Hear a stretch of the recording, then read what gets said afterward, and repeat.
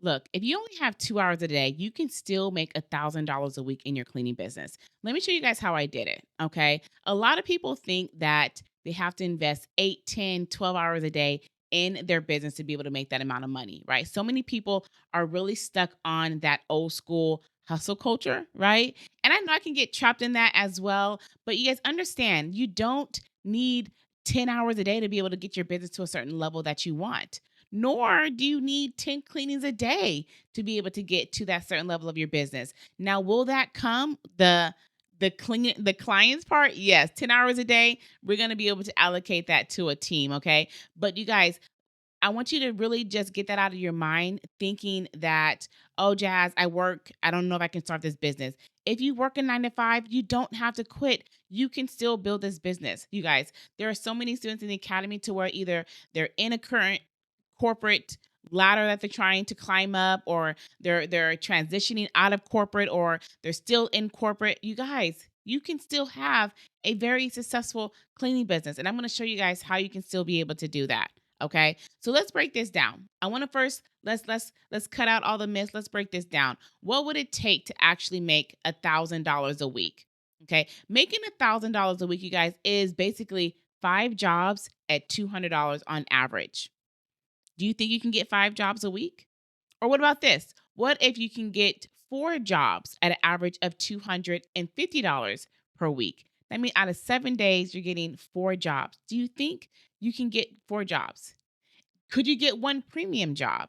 One premium job would be able to surpass that number, and you would make that with literally 1 job a day. You guys, the focus is on high value services, deep cleans, moving in, move out cleans, specialty add ons. Like, this is the focus. The goal is to be able to do the proper market research, place our company in the market to where we can be able to charge the prices that's going to bring in the profit that we're looking for. If you don't live in an area that you feel like is not going to be able to produce the level of profits you want, then the beauty of having a remote cleaning business is that you can literally have it anywhere you want.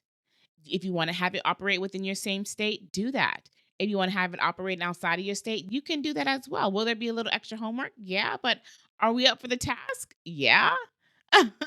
Okay, you guys. So let's break that myth and think that we cannot accomplish that. You guys, on average, let me go ahead and break this down for you. Let me tell you on average what an average cleaning service pays. On average, a cleaning service from a small 1 bedroom, 1 bath house can pay anywhere from 150, right, to an average size house with a standard about $300. Our average service that I love, that's my favorite, is a 4 bedroom, 2 bath, anywhere from like 2,700 square feet to 2,900 square feet. Deep cleaning on average that goes for 475. That means I need 2 jobs a day to be able to make our $1,000 a week goal. And on average, our cleaners are doing 2 jobs a day. On our goal is to have a minimum of 8 cleaners on stacked, ready every day of the week. So you guys do the math, right? Now let's talk about how much time this would actually take, right? How many jobs would it take to be able to get to that goal, right? Many jobs take on average an hour and a half to 2.5 hours, right? Maybe 3 hours, depending on the size of the house, right? So that means if you are trying to figure out how many cleanings you need per day, how many times, like the time, the frame that your cleaners are available to do the cleanings, this will kind of break down the math of what your day to day would look like, which will let you know if my cleaners are out there cleaning and you're not cleaning, you're in your home managing, or you're at work managing everything. That kind of lets you know like how much time is actually needed to commit to the business to make it grow and scale to the level that you want to get it at, right? Then the goal is to maximize profits, right? Offer services that can pay more.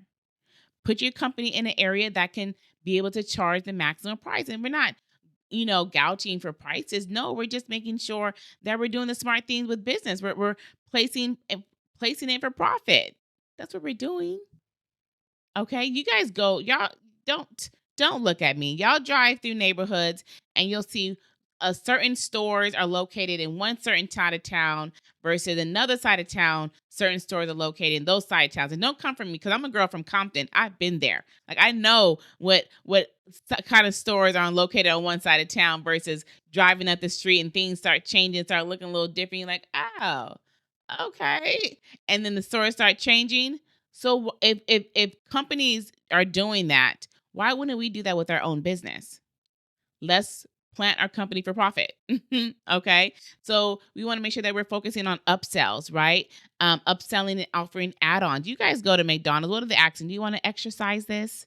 Well, not exercise this, but do you want to upsize it? Whatever they call, right? They want to know supersize. You want to supersize this?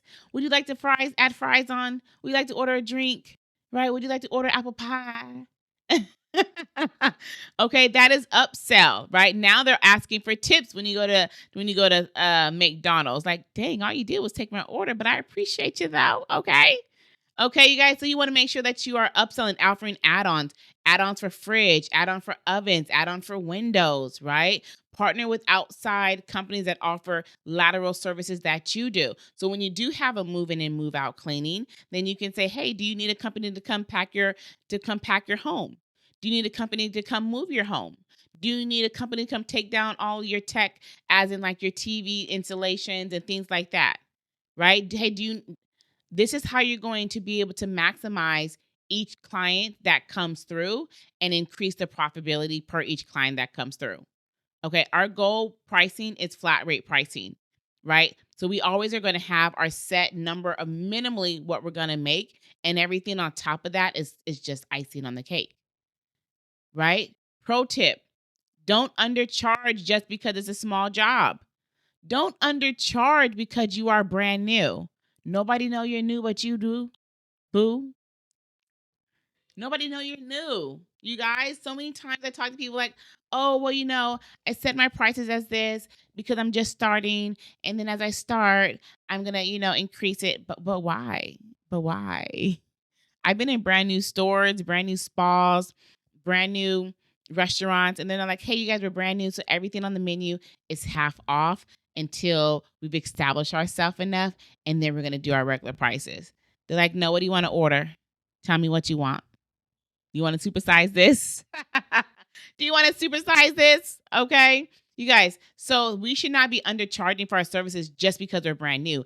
And truth be told, come on in a little closer. Come on in.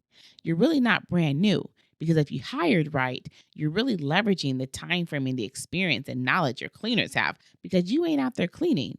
So you're brand new to the industry, but the services that's being provided that they're judging based upon is, we vets up in this thing. My cleaner Susie, she 10 years deep. She knows all the tricks, okay? She knows how to get all the things. She knows everything to look for. She gonna leave this house so clean. She clean better than you. Where you're gonna want to make sure that you're booking on a reoccurring. Make sure you send Susie back here every 2 weeks, because that girl know how to clean a baseboard, yo. Like, ooh, okay. Yo, so you're not really new. So do not undercharge. Don't undervalue. I remember when I found out I was undercharging. I was doing some research. This is like later in the game, okay? I was doing some research, trying to like look to see if I was going to increase my prices. And I looked up companies that were near me. This is before I even knew about market research. And I looked up companies that were near me that kind of had similar amount of reviews that we had, that service the same areas that we service. And when I looked how much they were charging, yo, it was like a shot to the chest. Okay, it just took my breath away. Okay, it was like somebody just kicked my knees from under me. All right, because they were almost charging double from what I was charging, and I was like, dang, ouch. Like that just hurt my little heart so much, because all I kept thinking about, like, man, we provide a great service too. They come back to us too. They leave great reviews for us too. They refer their friends and family too. So why am I not charging the same prices too? Right? Like that was a mindset thing, because I was charging out of fear and based upon what I thought people would pay for, based upon what I thought I was going to pay for. And I wasn't paying for nothing because I was too broke. But that's okay. You want to know why? I'm not my ideal clientele. Well, at that time, I'm not my at that time, I was not the ideal clientele. Y'all was not trying to come for me. Y'all was not trying to market to me. Y'all were not trying to upsell to me. So I'd be like, no, I got 3 kids and all their bodies is willing and able. Okay. Grab a rag, let's go. But I was not the ideal market. You're not. So you may not be marketing to yourself. So definitely don't use your own input to determine what your prices should be. Don't use your own emotions and thought process of what your prices should be. No, use the data. Find 5 to 10 companies in your ideal market, see what they're charging, don't undercharge, find the medium, boom, do that thing. Like, do that. I think about all the time, like what my profits were, like our very first year, or second year, and we did really well. But then it made me think, like, man, I could have doubled that bag. Okay, if I would have just charged properly versus super undercharging. Hindsight 2020. But I can now tell you out of experience, do not undercharge, do not undervalue. Okay. So you guys probably want to know, like, well, Jazz, you're telling me to get these high paying clients, how do I find them? The goal, you guys, is for you to be found where they're looking for you, for you to be placed where they're looking for you. Okay. Most of these high paying clients, they are going to Google to look for cleaning services near me. Right. So you want to make sure that you have your Google business profile. You want to make sure that you have your Thumbtack profile, your Yelp profile, your Bark profile. You want to make sure that you have all of that. You want to make sure that you are marketing to busy professionals, moms in Facebook groups, neck door groups, real estate agents, going to possibly events or targeting them on LinkedIn or Instagram or social media, right? Finding those individuals, because those clients work with those clients, which is your ideal client, and they need those homes cleaned for those ideal clients. Okay. So you want to make sure that you guys have that all set and ready to go. Now let's talk about how you can manage your day like a pro. Okay.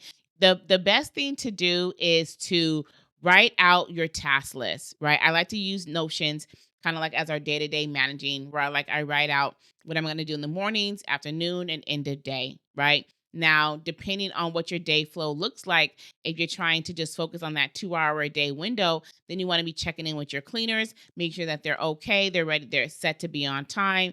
For doing follow-up calls with your clients from the previous day to convert them to reoccurring. Make sure that your cleaners are ready and set for the next day, right? Checking out invoices, make sure that all invoices are covered and paid for.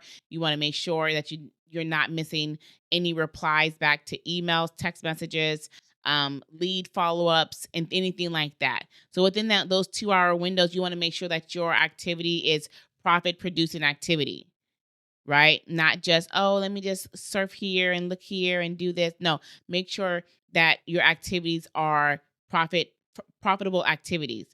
Following up, that can lead to profit. Making sure your cleaners are on time, that will lead to profit, because when it's time to convert them, they're going to remember if their cleaners were on time or if they were late. Okay? These are the activities that you can be doing within that 2 hour window to ensure that your business is flowing and growing. Now, do you feel like you can find 2 hours out your day to be able to manage and grow and scale your business? If you feel like you can find 2 hours a day, then I want to make sure to invite you to the workshop, because now you're going to need a full guide and study path to be able to make your business go from 0K to $1,000 a week in your business within that 2 hour window. Okay, you guys. So I hope this was good. This is based off of a question that was recently asked inside of the YouTube comment. So if you guys have more questions that you're wanting me to ask, drop them, tag me, send me an email, reach out to me, let me know. And I'll make sure to get those questions for you guys. Those questions answered for you guys. All right. I love you guys so much. Bye, y'all.